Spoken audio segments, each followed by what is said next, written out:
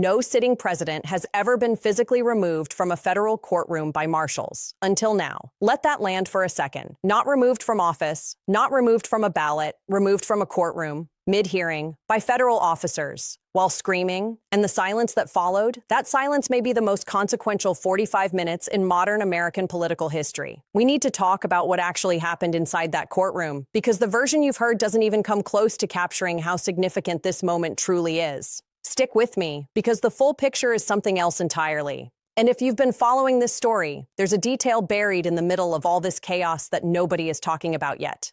But first, drop a like right now if you think the rule of law still means something. Seriously, one tap. Because what we're about to walk through is a test of exactly that idea, and your reaction to it matters. And if you're new here, subscribe. We cover the moments that define eras, not just the moments that trend. Now, let's go back to the beginning. Not the beginning of this hearing, the beginning of the pattern. For months leading up to this moment, the courtroom had become a battleground. Not in the metaphorical sense politicians love to use. In the literal sense. Judges issuing orders, those orders being defied, more orders issued, more defiance. A federal judge in Washington documented over 100 separate violations of court orders by the current administration.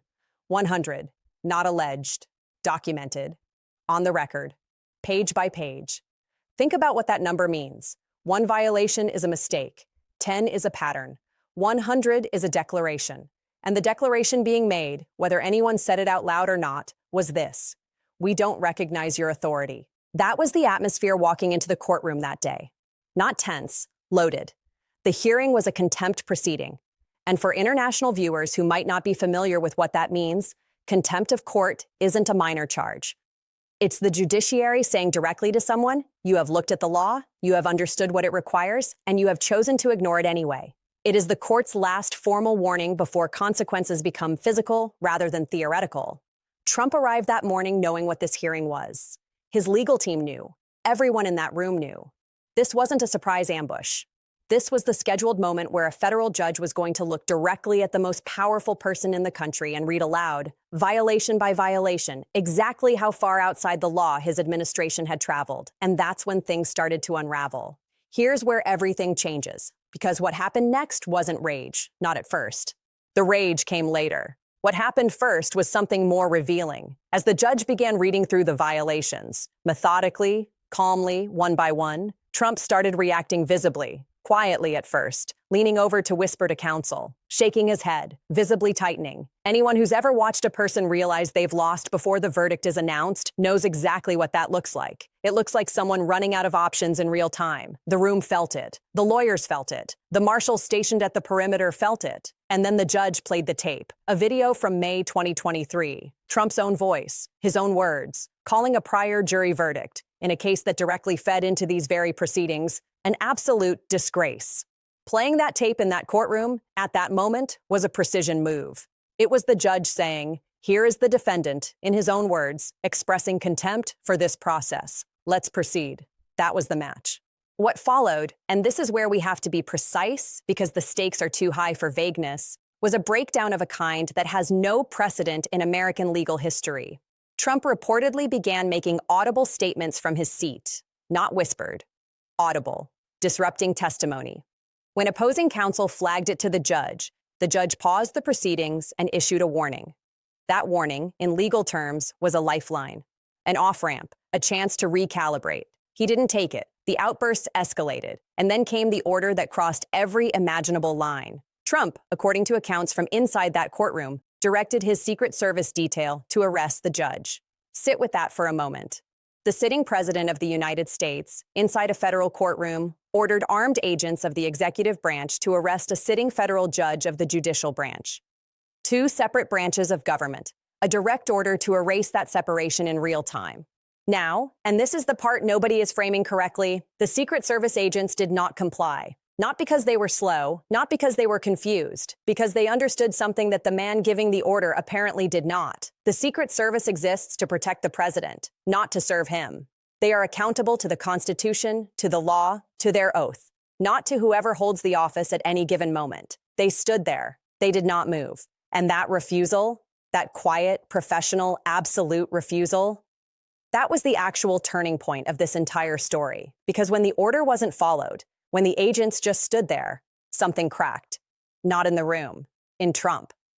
Witnesses describe what happened next as total decompensation, screaming, profanities, an attempt to physically approach the bench. The kind of scene that, if it happened anywhere other than a federal courtroom, would result in immediate intervention. Judge Boasberg had seen enough. He called for federal marshals. He told Trump it was time to leave. Trump refused. The marshals approached. Trump refused again. They told him a second time. He didn't move, and then they removed him, physically, from a federal courtroom, while he was still screaming. Here's what I need you to understand about the image that was captured in that moment. And I mean really understand, not just file away as another wild news story. That footage exists now. It is part of the record. A president of the United States being physically escorted out of a federal courtroom by marshals, mouth open, still shouting, having just tried to order the arrest of a judge. That image doesn't just belong to today's news cycle. It belongs to history. It will be in textbooks. It will be in documentaries. It will be the freeze frame that future generations see when they study this era and ask how it ended. But wait, because here's the detail the coverage keeps skipping over, and it's the one that actually tells you everything. After he was removed, Trump went silent. Not temporarily, not for a few minutes while he collected himself. 45 minutes of total silence, no Truth Social posts, no statements, no calling judges corrupt, no attacking the media, no rallying his base. The man who has treated social media like an oxygen supply for his entire political life went completely dark.